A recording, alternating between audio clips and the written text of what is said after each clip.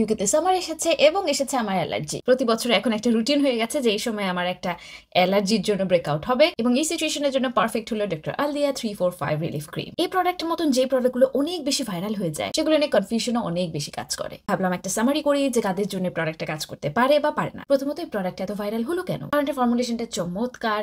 এতে 3 ধরনের উপাদান আছে ব্লেমিশ কেয়ারের জন্য, 4 ধরনের উপাদান আছে ত্বকে পুষ্টি যোগানোর জন্য এবং 5 ধরনের উপাদান আছে ত্বকে সুদ করার জন্য। এবং যারা এই প্রোডাক্টটা থেকে উপকার পেয়েছেন তাদের অন্যতম উপকার পাবার কারণ হলো এই ফর্মুলেশনটা মূলত আমাদের ত্বকের যে ইনফ্লামেশন সেটাকে কমাতে সাহায্য করে। এই যে ইনফ্লামেশন, স্কিন ব্যারিয়ার যদি ড্যামেজড হয়ে থাকে, কোনো ধরনের স্কিন ট্রিটমেন্টের পরে যদি ত্বক খুব ইনফ্লেমড হয়ে থাকে বা রাগান্বিত হয়ে থাকে, এমনকি অ্যাকনে প্রোন স্কিনকেও এটা অনেকটা কাম ডাউন করতে, সুদ করতে সাহায্য করে। এবং এটা খুব লাইট ওয়েট হওয়ায় এটা বেশিরভাগ ত্বকের জন্য মানানসই। এই কারণে আমার মনে হয় যে যারা অয়েলি বা অ্যাকনে প্রোন স্কিন তাদের ব্যবহার করতে কোনো সমস্যা হয় না। আমার মতো যাদের অনেক ড্রাই স্কিন অথবা একটু ঠান্ডা ওয়েদারে বসবাস করেন তাদের এই প্রোডাক্টের পরে একটা হালকা ময়শ্চারাইজারের লেয়ার লাগানো উচিত, যেটা আমি করি। কিন্তু এতই যখন ভালো তাহলে কিছু মানুষের কেন স্যুট করে না? এই প্রোডাক্টটিতে যেহেতু অনেক ধরনের বোটানিক্যাল এক্সট্রাক্ট ব্যবহার করা হয়েছে ত্বকে খুব স্যুট করার জন্য, এক্সট্রাক্ট গুলো অনেকের সেন্সিটিভিটির কারণ হতে পারে। যদি স্যুট করে যায় এটা খুবই চমৎকার ফর্মুলেশন একটা প্রোডাক্ট। আর আমি যদি পারতাম তাহলে জাদু দিয়ে এমন প্রোডাক্টই বানাতাম যেটা সবাইকে স্যুট করবে দুনিয়াতে। যেহেতু সেটা এখনই সম্ভব হচ্ছে না, তাই আপনারা প্লিজ প্যাচ টেস্ট করে ব্যবহার করবেন। এই প্রোডাক্টটি আপনারা পেয়ে যাবেন মেকআপ চারি পেজে।